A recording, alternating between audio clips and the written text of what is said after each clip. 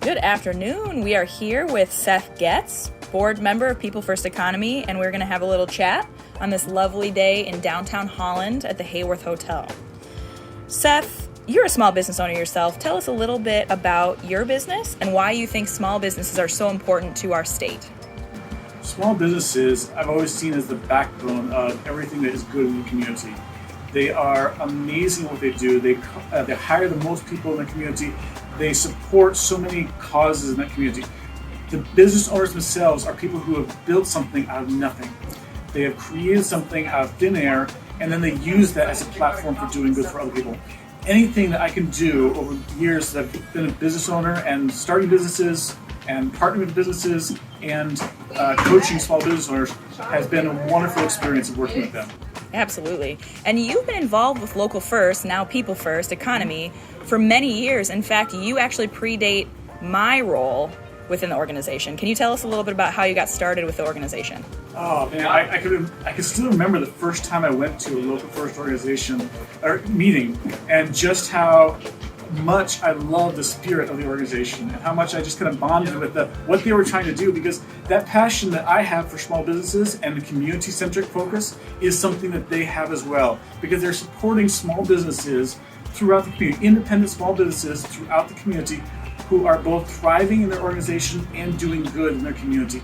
That's something I love to see. And so as I've gotten engaged with the organization, I eventually came on the board of it because it's something that I love doing. Awesome. Yeah, you've been on the board for quite some time with the organization, and you've also given quite a bit of your volunteer time to mentoring other business owners and doing a lot of other activities within your church and within the community in downtown Holland. But recently you've made a decision to take a step even deeper into doing good work in the community. Can you tell us a little bit about what's next for you? So I took this significant step of deciding that I was actually going to run for State House of Representatives. And as you look at something, as you look at the values that you've been given, as you look at what you see in the community and all that you've learned from working with hundreds of businesses and seeing the community, you decide that at some point in time, if you believe in representative democracy, you have to be willing to step up and represent and be willing to show those values and what's good for the community and represent that in Lansing. And so I've decided to actually step out and run for the State House of Representatives from this area to be able to represent us there. Awesome. And can you talk a little bit about why you want to take that step to represent not only small businesses in our state capital, but also our community, and what makes the Holland area unique? Holland area is an amazing and rather unusual place when it comes to this partnership between businesses, nonprofits, and the community. We've got so many examples of how this community has been built up by its local small businesses. You look at just how many independent businesses there are here, and the percentage terms of what we have in this community is different from most others. This community is located in Lake Michigan, but it is an unusual thing in the fact it is a Four Seasons area because we've got such a vibrant small business community. I look back at how the history of this organization, or history of this community, and how businesses have impacted.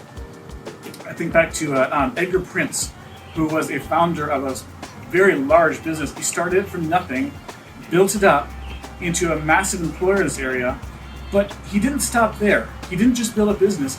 He saw the community and said, what can we do to make this community more vibrant? Because he understood, better than most business owners, that a vibrant community breeds a vibrant business, and the vice versa. They go back both ways.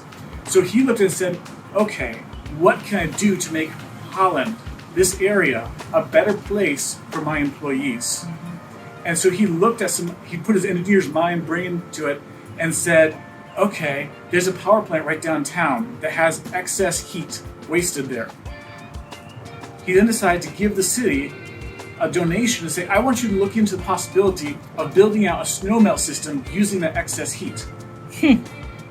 And 30 years later now, Holland has got one of the most amazing and massive snowmelt systems in North America because of what he did in his community. There's tons of examples of other businesses doing that in our community and making us what we are today.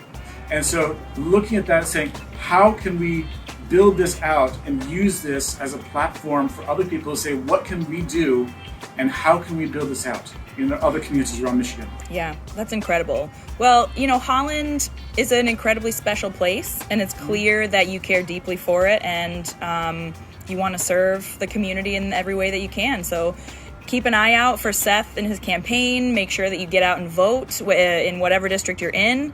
And if you want to learn more, check the links in the video caption, and we will be back with more information soon.